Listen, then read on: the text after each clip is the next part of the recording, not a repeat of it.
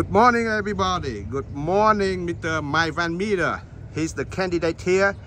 He will have a few words with our voter here in local Fairfax. Good morning. Good morning. How are you? I'm fine.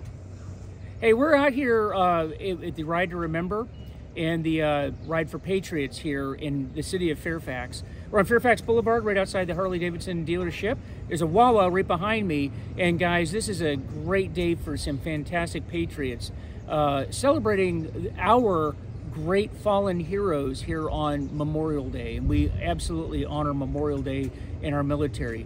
And I'm running in the 11th district here, congressional district in Northern Virginia. I'm running against Jerry Connolly, who absolutely needs to go. He's been in Congress for 15 years, and he has supported every single issue that is destructive to the United States of America. And in Congress, my plan is to, one, strengthen the United States, close the borders. That's going to be the first thing that we do, is close the borders, because our security depends on it. We have fentanyl crime across the border, we have human trafficking, we have gang members, we have people that have serious mental health issues that come in here and they terrorize our citizens. In fact, here, speaking of our military folks and our veterans, many of you know that we've had some serious attempted breaches on our military bases, and it's been people that have come here to do us harm. We've said this before, we've said it again. If you want to come to this country legally and you want to be a proud American, absolutely welcome, and we want you here. But if you're here to do us harm, absolutely not. And Jerry Connolly refuses to support any legislation to get rid of people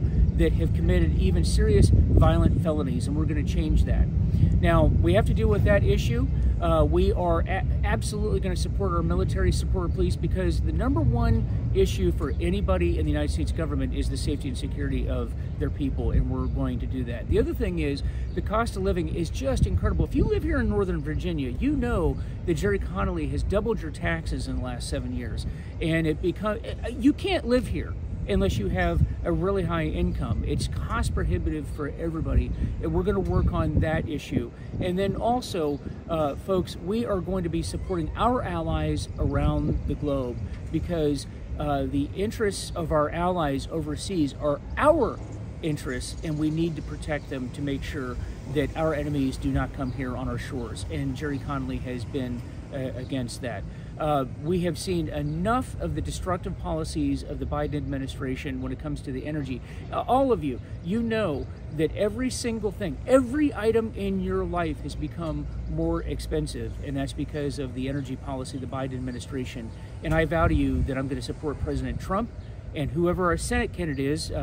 June 18th, by the way, is the primary. Please vote for them. Vote for your candidate, and whoever that candidate is, we are going to work together with the Trump administration to reduce the cost of living for each and every one of you, because we have to. This is not sustainable. And once again, follow us on social media. We have a website that's Van Meter for Virginia, VANMETER Virginia, spelled out, .com, Van Meter for Virginia. Also, check us out on X, formerly known as Twitter, our Instagram sites. Please follow us, like us, and we need to get an army of people together so we can defeat Jerry Connolly in November. We're going to do that November 5th, but also vote in the primaries on June 18th. You guys take care of yourselves. Yeah, Van Meter, win, win, win. Van Meter, win, win, win. But yeah, before we conclude this interview, we will have some more questions. Are you willing to answer those? Yeah, absolutely. First, because I'll answer questions, unlike Jerry. He won't come here. Okay. Yeah. First, locally, people talk about homelessness, homeless people, talk about jobless, high price.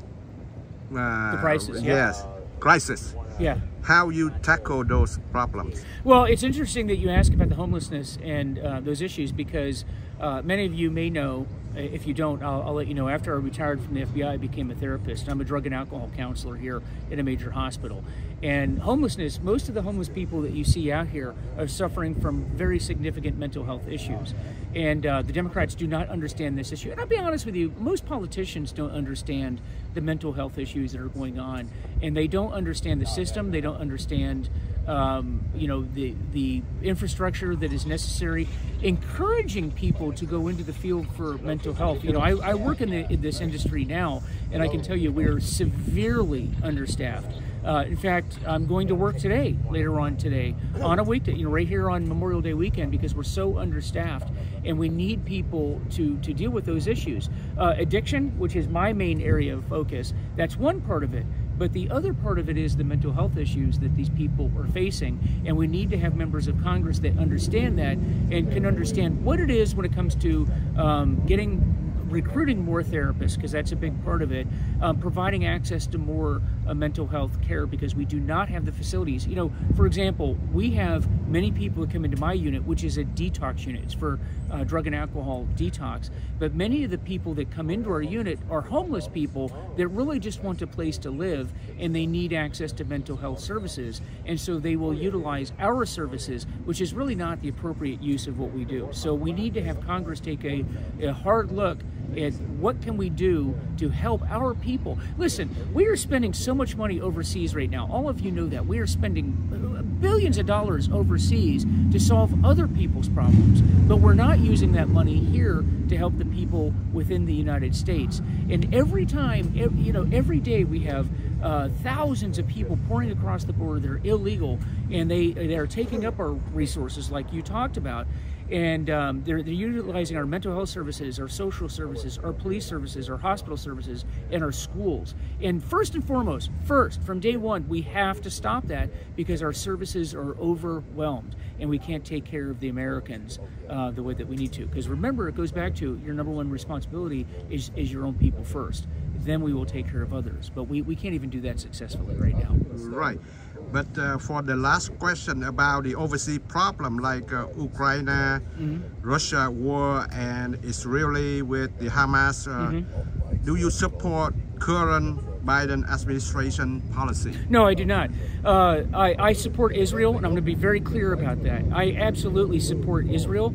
They were attacked. This was their version of 9/11. In fact, if you look at the numbers, at the size of Israel, they were disproportionately attacked, because they're a much smaller nation. So that act that was committed to them by terrorists, by Hamas terrorists, they are a sovereign nation, they are our ally, and they have every right to defend themselves. And Hamas needs to be destroyed. Hamas is a terrorist organization that needs to be destroyed. They need to, and we need to support Israel, because they are our only ally in the Middle East. They're right there with Iran, and Iran, as you know, wants to wipe the United States off the face of the earth. How do I know that? Because they tell us that. And they're very close to getting a nuclear weapon, which has to be ended.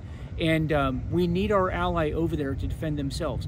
They were attacked. They absolutely were attacked. And it is Hamas that is keeping civilians and using them as shields, and then the terrorists are putting themselves in positions where they are near hospitals, they are near civilian targets, and they are preventing the aid. All of the aid that is going to that part of the world, they are actually preventing that aid from getting to the people that need it. I want it to end. The sooner that we end this conflict, meaning the sooner we defeat Hamas, the sooner the conflict will be over. That's what we need to do, and that's what I plan on doing in Congress. Thank you. Thank you very much.